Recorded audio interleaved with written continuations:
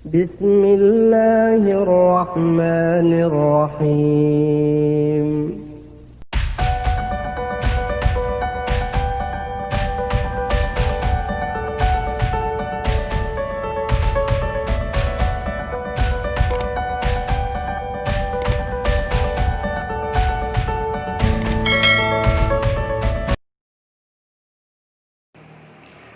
Assalamualaikum warahmatullahi wabarakatuh. Alhamdulillahilladzi arsala rasulahu bil huda wa dinil haq liyudhhirahu 'ala dini kulli wa kafa billahi syahida. Asyhadu an la ilaha illallah wa asyhadu anna Muhammadan abduhu wa rasuluh. Allahumma sholli wa sallim ala sayyidina Muhammadin wa ala alihi wa sahbihi ajmain, amma ba'du. Anak-anakku semuanya, semoga dalam keadaan sehat walafiat dan selalu dalam lindungan Allah Subhanahu wa taala. Baiklah, pada kesempatan ini saya akan menyampaikan materi tentang menuntut ilmu dan mengamalkannya. Untuk lebih jelasnya silahkan tonton video berikut ini. Baiklah anak-anakku sekalian, sekarang saya akan menjelaskan tentang senang menuntut ilmu dan mengamalkannya untuk bagian yang kedua.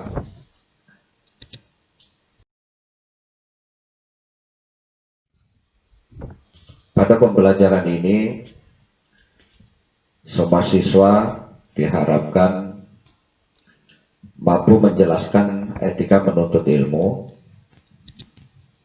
Kemudian, semua siswa juga harus mampu menjelaskan kiat-kiat dalam menuntut ilmu.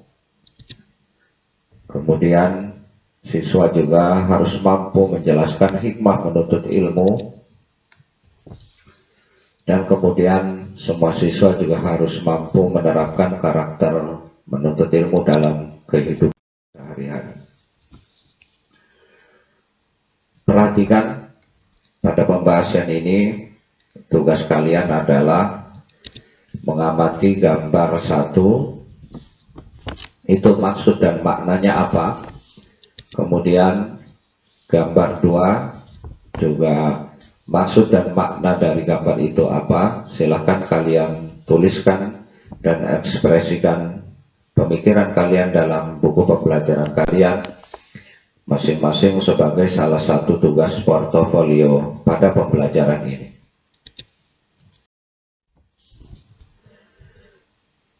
Anak-anakku sekalian, perhatikan materi pembahasan etika menuntut ilmu. Supaya proses dalam menuntut ilmu itu dapat berjalan dengan baik dan ilmu yang bermanfaat dan mampu mengantarkan menjadi orang yang sukses baik di dunia dan selamat di akhirat kelak. Beberapa hal yang harus diperhatikan ketika menuntut ilmu antara lain sebagai berikut. 1. Meluruskan niat. Dalam ajaran Islam, segala sesuatu yang bernilai ibadah itu tergantung dari niat dan tujuannya. Oleh karena itu, ketulusan niat bagi orang yang menuntut ilmu sangat ditekankan agar dengan niat yang ikhlas tersebut mampu mengantarkan orang tersebut berhasil dan sukses dalam menjalani kehidupannya kelak. Dan adapun niat yang harus dimiliki oleh para penuntut ilmu adalah: pertama, dalam rangka melaksanakan perintah Allah Subhanahu wa taala dan Rasulullah Shallallahu alaihi wasallam. Kedua, untuk menghilangkan kebodohan pada diri sendiri dan juga kebodohan orang lain. Yang ketiga, mempersiapkan diri untuk masa depan yang lebih cerah dan terarah.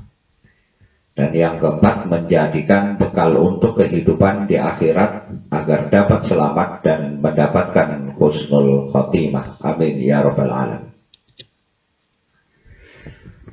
Yang kedua adalah bersikap hormat terhadap guru. Setiap penuntut ilmu wajib memiliki rasa hormat terhadap guru, karena guru merupakan seorang yang memberikan ilmu pengetahuan, yang dengan ilmunya ia menjadikan orang tersebut menjadi mulia menjadi terangkat martabat dan derajatnya, baik di kehidupan dunia maupun di akhirat. Salah satu cara untuk menghormati guru adalah dengan bersikap sopan dan santun, serta memuliakannya, baik ketika masih hidup maupun sudah meninggal dunia. Yang ketiga, awali dan akhiri ketika menuntut ilmu dengan berdoa kepada Allah Subhanahu wa Ta'ala. Berdoalah kepada Allah Subhanahu wa Ta'ala di setiap mengawali sesuatu yang baik, termasuk dalam hal menuntut ilmu, setidaknya dengan cara membaca basmalah dan mengakhirinya dengan membaca hamdalah. Rasulullah Shallallahu Alaihi Wasallam bersabda, "An Abi Hurairah radhiyallahu anhu qala, qala Rasulullah Shallallahu Alaihi Wasallam, kullu kalamin aw amrin dibalin la yuftahu bi dzikrillahi fahuwa aqta."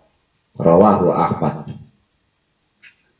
Dari Abu Hurairah radhiyallahu an, dia berkata, Rasulullah Shallallahu Alaihi Wasallam bersabda, setiap perkataan atau perkara yang mempunyai nilai kebaikan, tetapi tidak dibuka dengan menyebut nama Allah, maka terputuslah perkaranya. Hadis riwayat Ahmad. Salah satu doa untuk memulai proses menuntut ilmu adalah Rabbi zidni ilman warzuqni fahman waj'alni minas sholihin. Ya Allah, tambahkanlah aku ilmu serta berilah aku karunia untuk dapat memahaminya, dan jadikanlah aku termasuk golongan orang-orang yang soleh. Adik-adikku yang saya hormati, yang selanjutnya adalah bagaimana kita bisa mengamalkan kiat-kiat dalam menuntut ilmu. Karena proses menuntut ilmu adalah merupakan suatu aktivitas yang dilakukan oleh seseorang dalam rangka memperoleh pengetahuan agar memperoleh kemudahan. Itu juga perlu diperhatikan hal-hal sebagai berikut. Yang pertama, penuhi etika dalam menuntut ilmu. Seorang yang menuntut ilmu harus meluruskan niat hanya karena Allah Subhanahu wa Ta'ala. Berdoa kepada Allah Subhanahu wa Ta'ala setiap memulai dan mengakhiri pembelajaran, serta memuliakan guru. Jika ada sikap tidak menyukai guru atau mendoliminya, akan sulit menerima ilmu yang bermanfaat atau yang sudah diberikan guru. Yang kedua, hindari perbuatan maksiat. Berbuat maksiat merupakan salah satu penghalang dalam menuntut ilmu, karena dengan berbuat maksiat membuat seseorang menjadi tidak fokus tentang apa yang dipelajarinya. Yang ketiga, mengamalkan ilmu yang sudah didapat. Pada hakikatnya sebuah ilmu itu ada pada pengamalannya, karena dengan mengamalkan berarti seseorang sudah mengajarkannya. Hal ini berarti seseorang tersebut sudah mendapat ruh dari apa yang dilakukannya. Yang keempat, memiliki semangat dan kesungguhan, dan juga tidak mudah putus asa. Kesungguhan dalam menuntut ilmu merupakan suatu keharusan bagi seorang penuntut ilmu. Kesiapan jiwa dan raga dan pengorbanan waktu, tenaga, serta biaya merupakan bagian dari kesungguhan.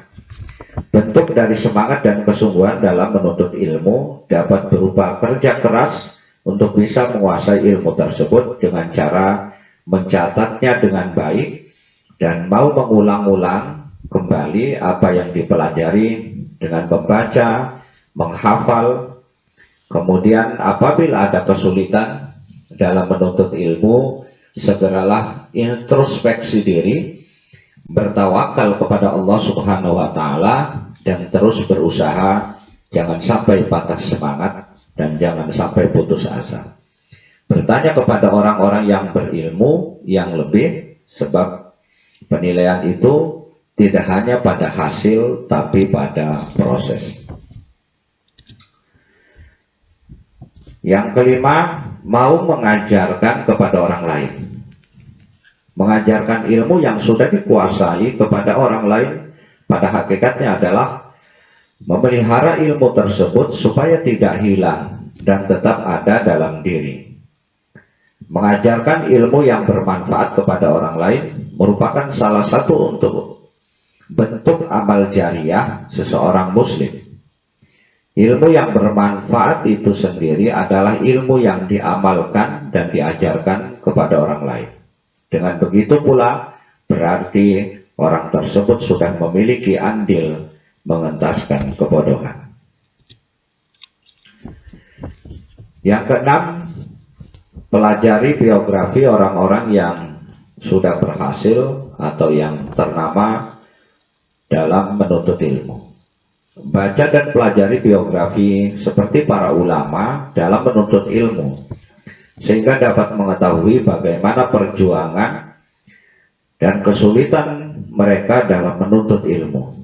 Karena dengan mempelajarinya diharapkan ada inspirasi bagi penuntut ilmu agar bersemangat.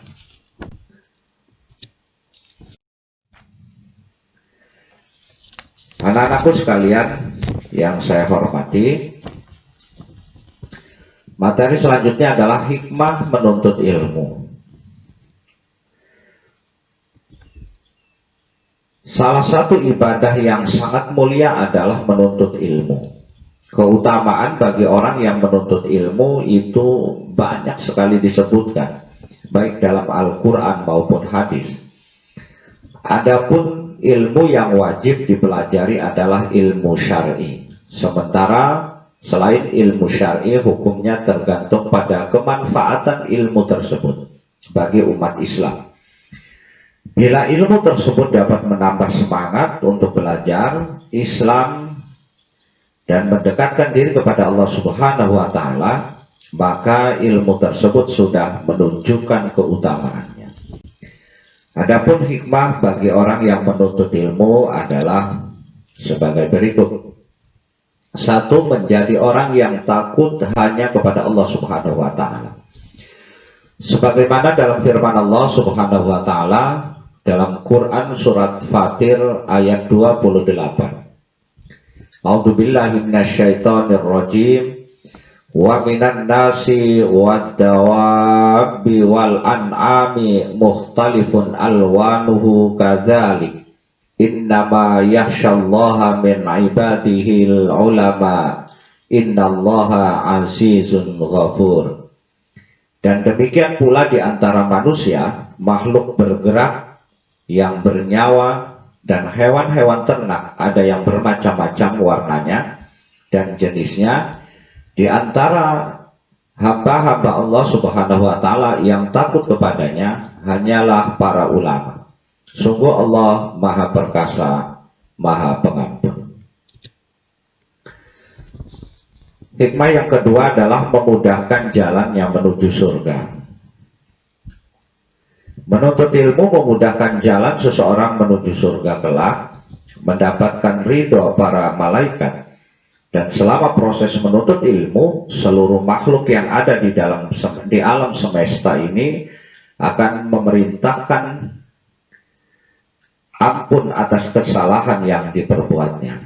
Bahkan para penuntut ilmu dan ahli ibadah perbandingannya seperti bulan purnama dengan bintang-bintang di langit. Dan yang tidak kalah penting adalah para penuntut ilmu itu adalah dinobatkan sebagai pewaris para nabi.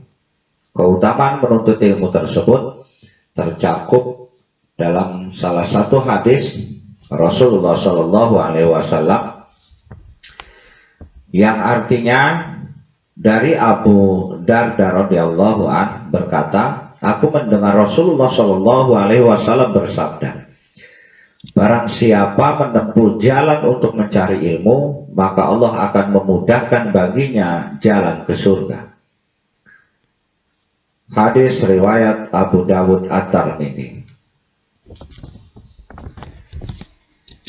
Hikmah yang ketiga adalah pahala ilmu yang diajarkan akan tetap mengalir walaupun pemiliknya sudah meninggal atau wafat.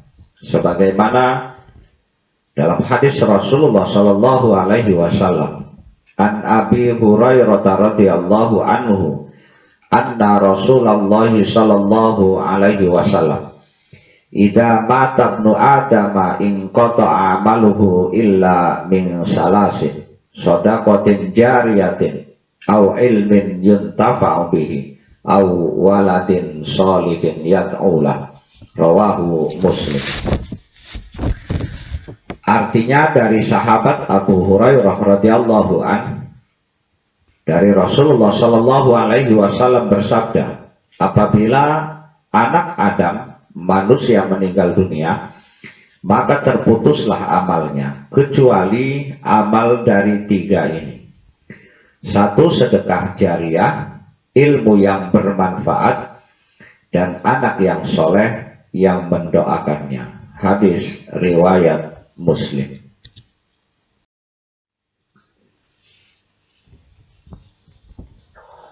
Yang selanjutnya adalah karakter yang harus dimiliki oleh siswa, oleh semua siswa setelah mempelajari materi ini adalah: satu, religius; kedua, gemar membaca dan menulis; ketiga, sopan santun dan berakhlak mulia; yang keempat, cinta tanah air dan semangat kebangsaan; yang kelima, peduli sosial dan tanggung jawab; dan selanjutnya tugas kalian dalam pembelajaran ini adalah: satu, kerjakan soal bagaimana menuntut ilmu wajib menghormati guru dan berterima kasih kepadanya.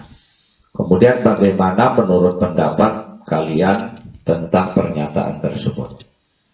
Yang kedua, bagaimanakah cara mengatasi rasa putus asa ketika mengalami kesulitan dalam menuntut ilmu. Coba kalian jelaskan. Kemudian yang ketiga, pahala ilmu yang diajarkan akan tetap mengalir meskipun pemiliknya sudah meninggal dunia. Mengapa demikian? Coba kalian juga jelaskan. Yang keempat, sebutkan hikmah bagi orang yang menuntut ilmu. Selamat mengerjakan tugas. Demikian materi yang dapat saya sampaikan, semoga bermanfaat.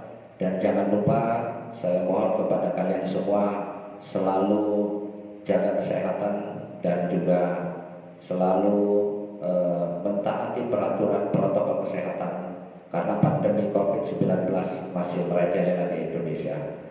Insya Allah kita akan berjumpa lagi pada pembelajaran yang selanjutnya. Saya akhiri, assalamualaikum warahmatullahi wabarakatuh.